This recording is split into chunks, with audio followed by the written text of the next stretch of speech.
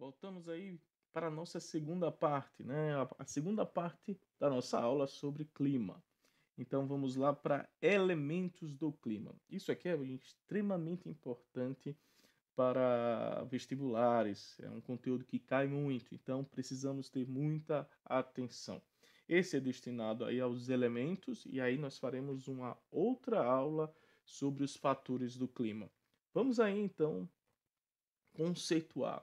Os elementos climáticos são aqueles que definem o clima de uma região, eles determinam o clima de uma determinada região, tá?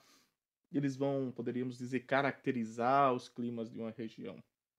Quando nós procuramos saber, ou quando nós vamos caracterizar um tipo climático, nós vamos falar se ele é quente, se ele é frio. Então, nós estamos aí analisando a variável temperatura. Nós vamos indicar, por exemplo, se ele é úmido, se ele é seco.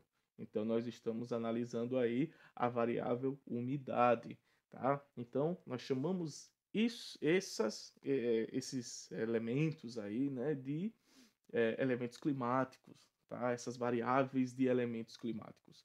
Temperatura, umidade, pressão são as principais e são essas que a gente vai comentar aqui neste vídeo. Prosseguindo então, falei sobre elas, temperatura, umidade e pressão, começando com a temperatura. Temperatura, a gente lembrar, a temperatura, o seu conceito vai estar relacionado aí, vocês é, provavelmente já viram em química, em física, né, ao movimento, né, dessas partículas, né? As partículas ficam mais agitadas em corpos mais quentes e as partículas menos movimentadas aí em corpos mais frios. Então, o conceito de temperatura vai estar relacionado a isso, vai ter uma ligação, né? A medida, né, como está escrito aí na telinha, a medida do movimento molecular. Ou também nós podemos aí conceituar ou a medida do grau de calor de uma substância, certo? Então, esse aí seria o conceito de temperatura. A parte que eu considero mais importante não é essa parte conceitual, mas a gente entender como é que ocorre essa distribuição de calor entre superfície e atmosfera. A princípio, né, nós pensamos, né, imaginamos que o ar ele é aquecido pela radiação e ele aquece a superfície. Não, não é assim que ocorre. O processo é diferente.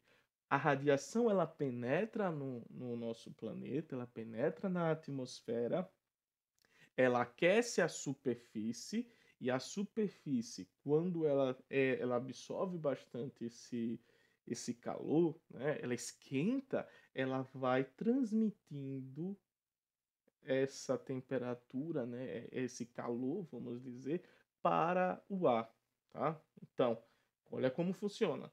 A radiação penetra na atmosfera, aquece a superfície e a superfície transmite esse calor para o ar, ok? Então, isso vai ter o tipo de superfície, o tipo de cobertura na superfície vai influenciar bastante, pois aquelas que têm aí que conseguem absorver mais o calor, elas vão aquecer mais o ar. E aquelas superfícies que vão refletir muito, a radiação bate e reflete em grande quantidade, elas vão esquentar menos. Com isso, o ar nessa região vai ser um ar mais frio. É bem interessante isso.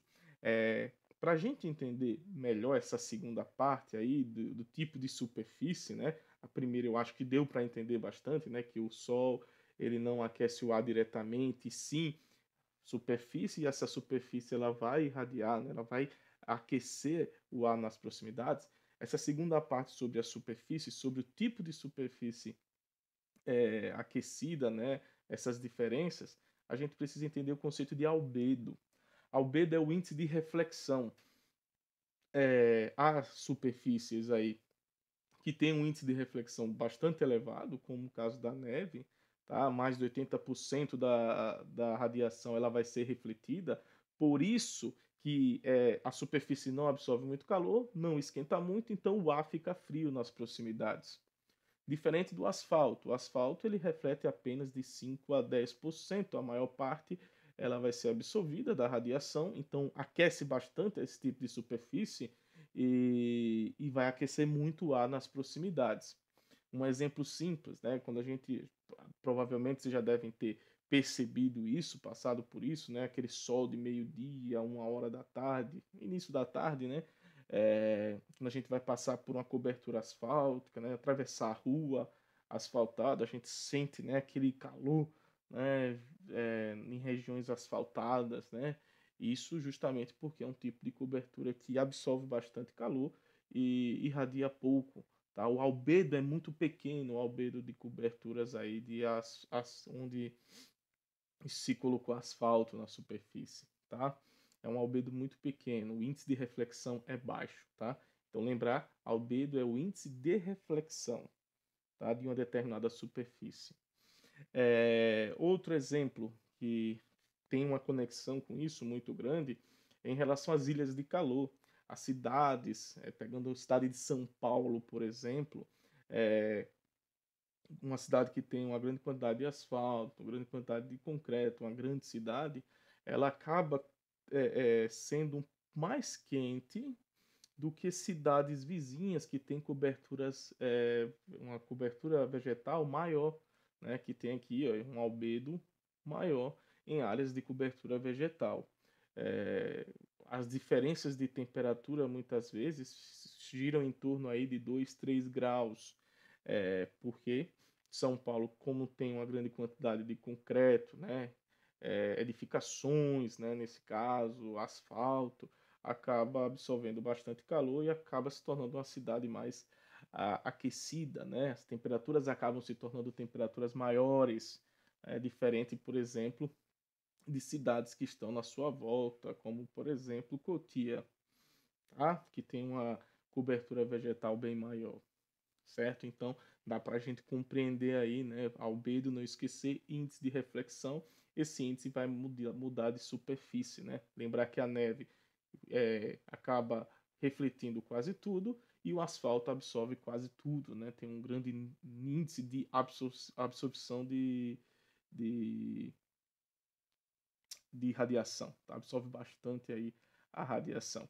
No caso, pessoal, em alguns lugares mais quentes, a ideia melhor seria colocar telhados mais claros, que vão aí irradiar, né? Vão contribuir para refletir mais a radiação solar, o que vai tornar a casa, por exemplo, mais fria, tá? Prosseguindo, gente, saindo então de temperatura, era isso que eu tinha para falar sobre temperatura, nós vamos para a umidade. Umidade que é algo aí bastante interessante e importante que nós precisamos entender. Então, muita atenção para a gente compreender essa parte. Primeira coisa, né? A gente vai trabalhar aí com umidade absoluta e umidade relativa. Umidade absoluta, a quantidade de vapor de água, né? Em uma determinada área, né? Fazendo só uma comparação, quando nós vamos estudar a população, geografia da população, nós estudamos o conceito de população absoluta e população relativa. O que é população absoluta? O total de habitantes de um país. Umidade absoluta é a massa, né? A quantidade de vapor de água, poderíamos dizer, em uma unidade de volume, ou seja, nós poderíamos dizer que é a quantidade de vapor de água em uma determinada região. Esse é o conceito de umidade absoluta, certo? Total. Umidade relativa já é um pouco mais complicado. E aí a gente vai explicar um pouquinho para que possamos sair sem esclarecer, deixar bem claro aqui esse conceito, que é bem mais utilizado até nos noticiários, quando a gente acessa o celular, clima-tempo, qualquer aplicativo de tempo, a gente vai ver que é um conceito bastante utilizado. Então, umidade absoluta, não esquecendo, é a massa de vapor de água em uma unidade de volume, ou a quantidade total de vapor de água em uma determinada área. Tá? Tem que delimitar a área para buscar esse total. Umidade relativa é a quantidade de vapor de água, tá, existente na atmosfera. em um determinado momento, só que vai estar relacionado à quantidade de vapor de água que essa atmosfera comporta. Então, poderíamos dizer, é a quantidade de vapor de água existente na atmosfera em relação àquilo que a atmosfera comporta em um determinado momento, tá? Então, a atmosfera ela tem uma capacidade de comportar, uma quantidade, vamos dizer, que ela consegue comportar.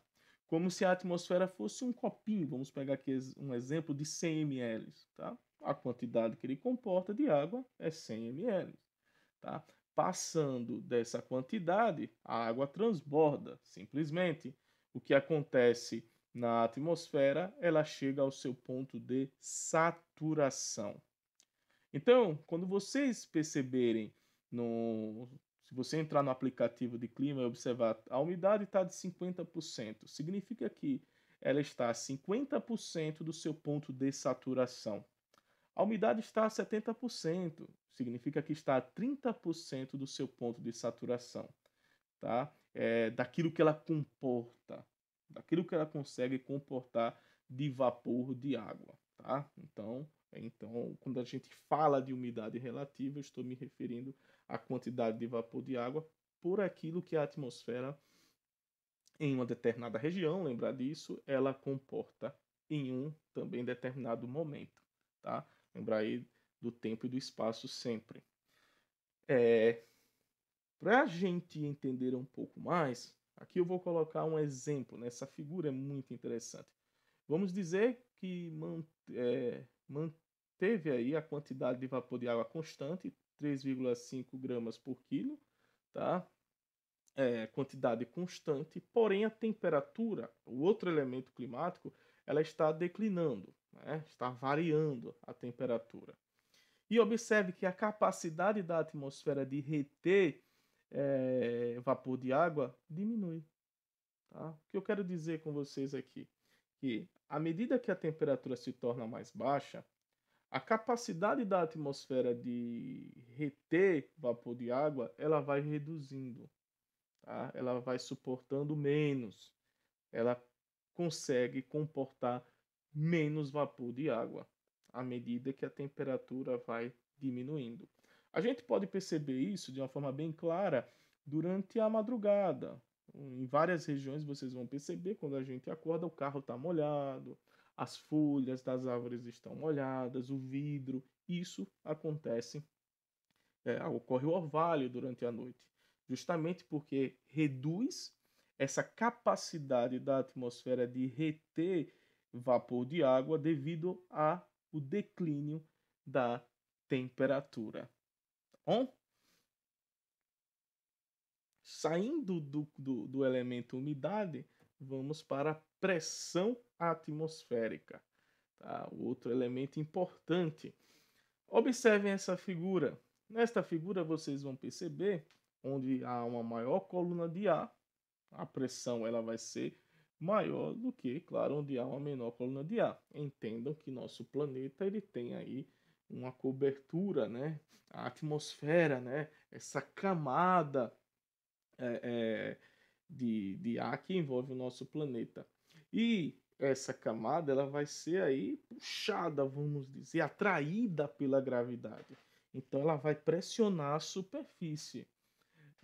E no caso onde essa camada de ar ela é maior, a pressão será maior. Então, observe, entre Santos e São Paulo está a 700 metros aproximadamente, 750 metros do nível do mar, e Santos está no nível do mar, né? É litoral. Então, com isso, nós podemos perceber que a coluna de ar é, na cidade de Santos é maior do que na cidade de São Paulo. Com isso, a pressão atmosférica em baixa altitude é maior do que em regiões de altitudes mais elevadas. Tá bom? Repetindo, pressão atmosférica em altitudes menores ela acaba sendo maior do que em regiões de elevadas altitudes. Tá? Aí o conceito, né, é a medida da força exercida pelo peso da coluna de ar contra uma área, tá? Então é a força exercida pela atmosfera na superfície. É, Aí a gente vai falar sobre relação entre temperatura e pressão e outras questões posteriormente. Mas isso eu vou deixar para um próximo vídeo, tá? E aí a gente vai continuar essa explicação sobre pressão atmosférica. Muito obrigado, pessoal. Até mais. Nosso terceiro vídeo ainda vai ser sobre pressão. Valeu, tchau, tchau.